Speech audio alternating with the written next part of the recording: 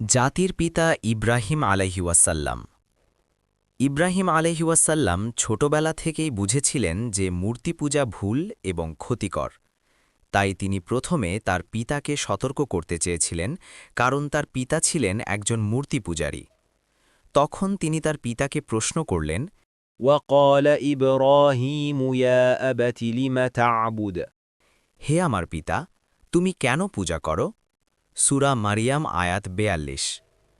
তার পিতা উত্তরে বললেন, قال أتتخذ آلهة آلهة إني أراك وقومك في ضلال مبين তুমি কি আল্লাহ ছাড়া অন্য দেবতা গ্রহণ করবে? আমি তোমাকে এবং তোমার কুলকে স্পষ্ট বিভ্রান্তিতে দেখছি। সূরা মারিয়াম আয়াত ৪৩। তার অর্থ, ইব্রাহিমের পিতা মূর্তিগুলোকেই আল্লাহ ভাবতেন। অর্থাৎ ইব্রাহিম আলাইহিওয়াসাল্লাম প্রথম পদক্ষেপে একত্ববাদ প্রচারের দিকে সতর্ক করেছিলেন, কিন্তু তার পিতা আজর তা প্রতিরোধ করলেন। ইব্রাহিম বুঝলেন যে শব্দ বা যুক্তি অনেককে প্রভাবিত করতে পারবে না।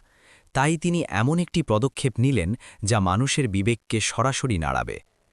সকল মূর্তিগুলো যেখানে ছিল, ইব্রাহিম আলাইহিওয়াসাল্লাম সেখানে গিয়ে ছোট মূর্তিগুলো ভেঙে ফেললেন এবং বড় মূর্তিটি অক্ষত রেখে তার কাঁধে একটি কুড়াল রাখলেন।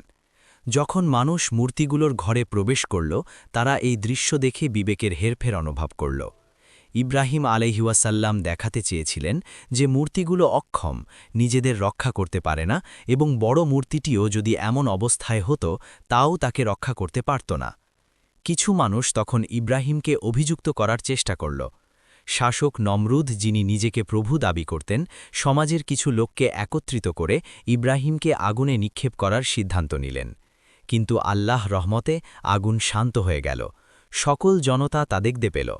আল্লাহ বলেন, فنجيناه ومن معه من المؤمنين بماء غمور وفجرنا لهم عينا فسالت تقريضا وشفاء للناس অতঃপর আমরা তাকে এবং তার সাথে থাকা বিশ্বাসীদের উদ্ধার করলাম। আমরা তাদের জন্য একটি উৎস সৃষ্টি করলাম, যা মানুষের জন্য পানীয় ও সুস্থতার উৎস। সূরা আল আম্বিয়া আয়াত ৬৯-৭০।